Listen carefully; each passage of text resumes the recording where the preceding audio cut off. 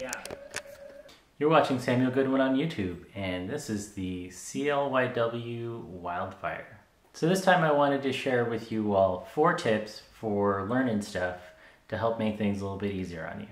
So stick around and hopefully this will be useful, even if you don't do the kinds of things that I do. First thing, for most things you don't need to practice for long periods of time at once. Potentially 10 minutes here, 10 minutes here, 20 minutes here is going to be way more useful than just 5 hours and smashing on something.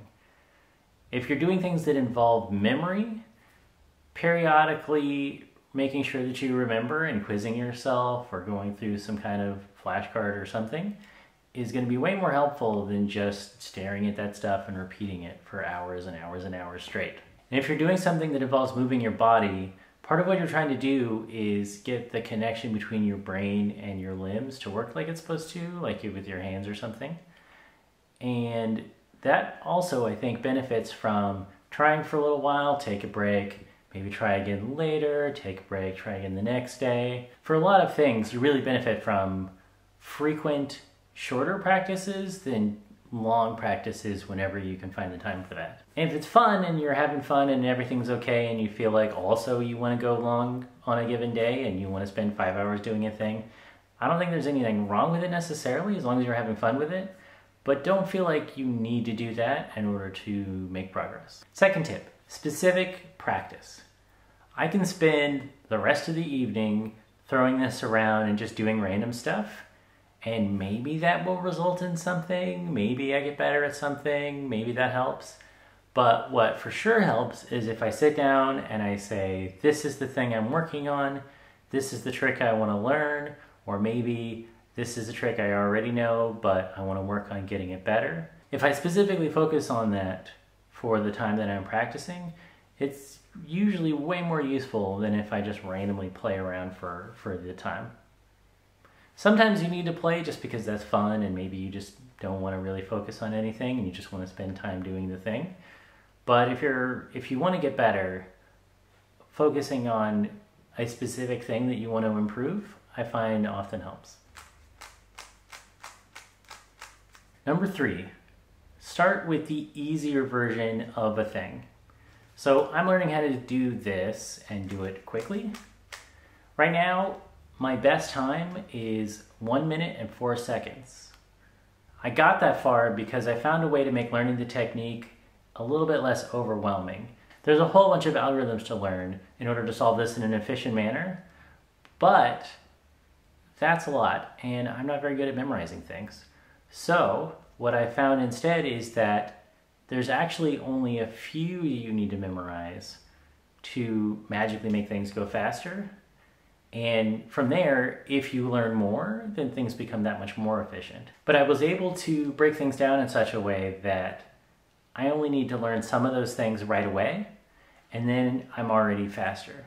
And if I learn more things, I can probably get down below a minute.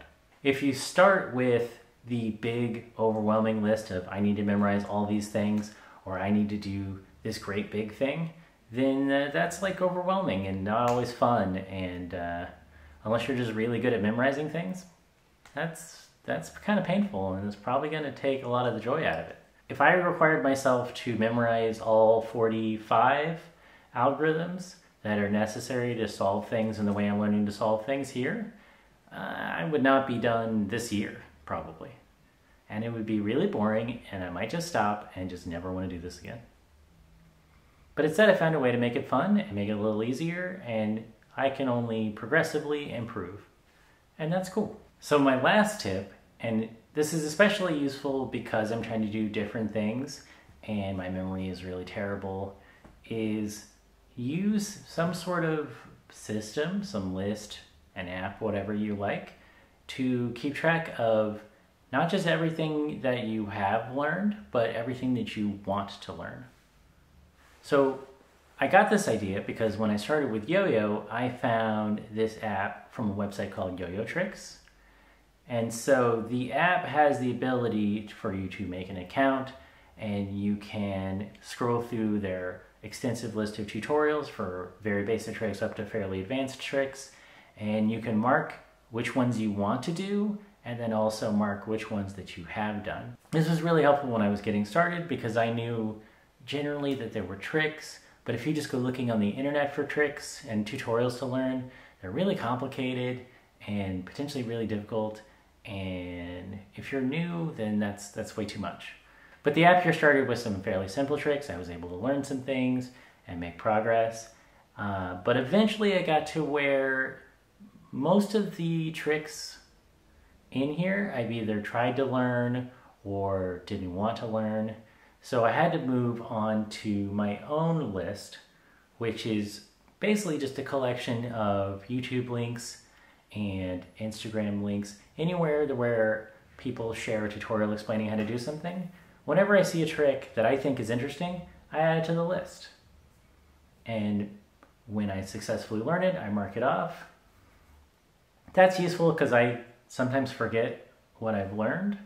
And because I have the link to the tutorial right there with it, I can immediately see the trick again and I say, oh yes, that was that trick that I learned how to do.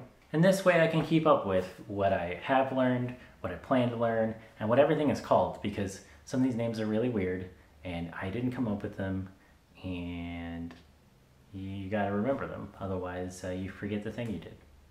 This strategy came in really handy this morning when we went to the skate park, and I actually learned a new trick today. It's not one that I had imagined I would learn, or one that I thought of as one that I should learn, but the other day I saw this video where they explained how to do it, and they said, oh look, this trick is easier than you think it is. And I thought, that does look easier than I thought it was, maybe I should try it. So I added it to my list, and then when we went out this morning I said, let's try this new trick that's supposed to be easier. And it took a few tries, but I landed like a basic version of that. There's plenty of room to make that look much nicer and to get better at it, but initially you just need to be able to do it at all, and then you can work on making it better. The other handy thing about the list is you don't have to stay working on the thing that you started working on. If you get to some trick and you're into it and it turns out actually it's really hard and you're having trouble with it, and a week later you're still struggling with it, maybe just move it to the bottom of the list and try a different thing for now. And you can always come back to it because it's on the list, you're not going to forget about it. Maybe you just need to do some other things, and then it'll be easier to come back and do this harder thing later. So the front side axle stall I still have not gotten, but if I learn some other stuff that also happens in the same place, that also puts me in different uncomfortable positions, and I get used to that, maybe it'll be easier for me to finally get this front side axle stall. So those are my tips for you. Hopefully some of that was useful. Even if you're not trying to yo-yo or balisong or skateboard or something, I think these strategies will help with whatever you're trying to learn. And so hopefully you'll make some progress.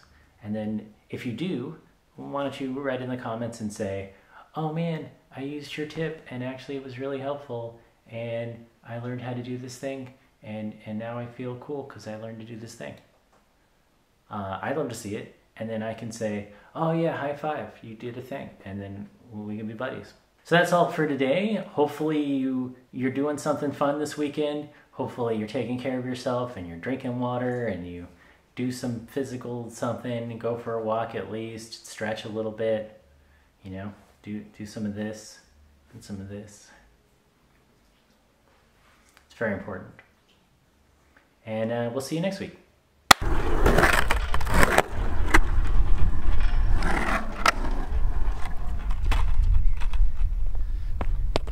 First sloppy one, sort of.